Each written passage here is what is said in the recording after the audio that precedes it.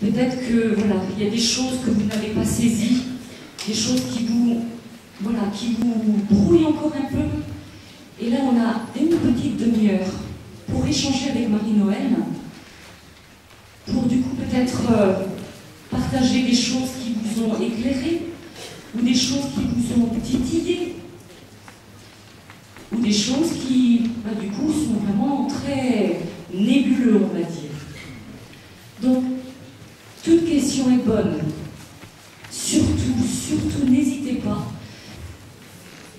Comment est-ce qu'on peut comprendre que, après 2000 ans de christianisme, que la théorie de la rétribution soit encore si présente aujourd'hui? Je ne sais pas si j'ai une réponse à ça, mais je me dis souvent qu'elle doit être en connivence avec quelque chose qui est en nous, sûrement. Peut-être que ça nous arrange. J'imagine, pour que ça perdure aussi autant. Vous voyez pas? C'est vrai que ça me rassurerait de me dire que si je me comporte bien, il ne va rien m'arriver de mal. D'abord, moi, éducateur, ça m'arrangerait de pouvoir dire ça à mes enfants, ceux qui me sont confiés. Et d'autre part, ça m'arrangerait pour moi-même, non? Mais c'est vrai que c'est une vraie question, ça. Je n'ai pas de réponse, mais je suis tentée de me dire qu'il y a quelque part en nous quelque chose que ça arrange. Par exemple, ces jeunes. Alors, c'est plus présent chez les jeunes que les gens âgés, je crois.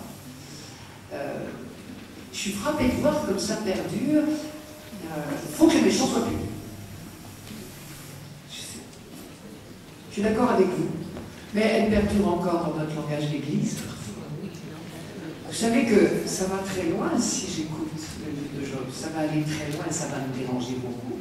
Ça va me déranger énormément dans mon discours catéchétique. Car je ne pourrais plus dire que Jésus est mort pour expier mes péchés. Ça va être très compliqué cette affaire. Comment je vais m'en sortir? Vous voyez, ça remet en cause trop le discours. Je pense aussi que ça nous arrange. Ça va loin, hein? Je ne peux plus dire. Alors, il va falloir qu'on travaille drôlement notre discours. Et peut-être que désormais, quand on fera les choses, c'est plus pour accueillir des mérites. Non. C'est autre chose. Je pense que c'est très très exigeant d'accepter, mais c'est dans le livre de Job, c'est un des siècles et des siècles déjà. Et comme vous dites, on a du mal à entendre parce qu'on n'a pas envie.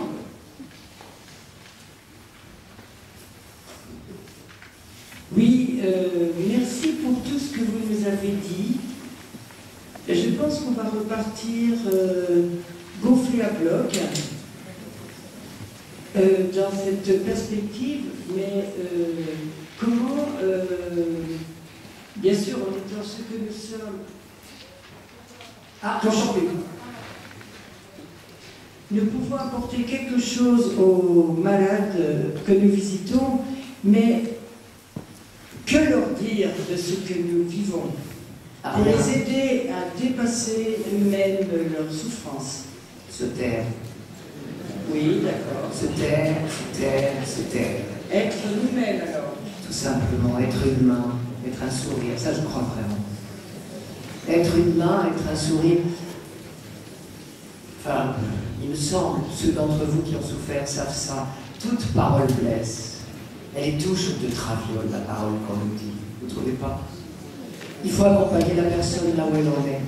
Si elle pose des questions, bien sûr qu'on répond avec ce qu'on est. Mais sinon, se taire. Qui vous apprendra le silence? La seule sagesse qui vous convienne. Et vous avez tous expérimenté que quand on va voir un malade, un souffrant, quel qu'il soit, on se tait pendant 1 heure, et à la fin, il vous dit merci de m'avoir si bien parlé. Non? Ça vous est arrivé des tripotés quelquefois. Je crois qu'il faut se taire. On n'a rien à apporter, d'autant plus que notre... Je racontais une anecdote à Lydie qui est terrible. Je pense profondément que quelqu'un qui pose une question, il a déjà sa réponse. Donc il faut faire très attention. On peut blesser beaucoup. Mais nous, notre petit savoir, il est quand même mené. Je ne crois pas une seconde à la souffrance expiatoire. J'ai appris ça grâce au livre de Job. Je racontais à Lydie, donc je m'excuse pour ceux à qui je l'ai dit, mais je crois que c'est intéressant. J'avais un groupe sur Job encore cette année-là, et dans ce groupe, une maman très très douloureuse à la suite de la mort d'un enfant. Et elle n'a pas tenu le coup. Dans l'étude de ce livre, elle n'a pas tenu le coup. Elle a fini par me dire « Je ne supporte pas que tu dises que la souffrance n'est pas faite pour expier, car c'est comme ça seulement que j'ai survécu à la mort de mon enfant. » Théologiquement, c'est pas ce que me dit la Bible. Ni l'Ancien Testament à partir de Job, parce que Job est une vraie avancée sur cette question-là, ni le Nouveau. N'empêche que c'est sa béquille à elle pour survivre. Qu'est-ce qui compte? Notre discours ou nos béquilles? J'ai pas le droit d'enlever les béquilles de quelqu'un. Vous voyez ce que je veux dire? Donc décidément, Augustin. Et puis, peut-être accompagner le cheminement, mais avec leur mot à eux.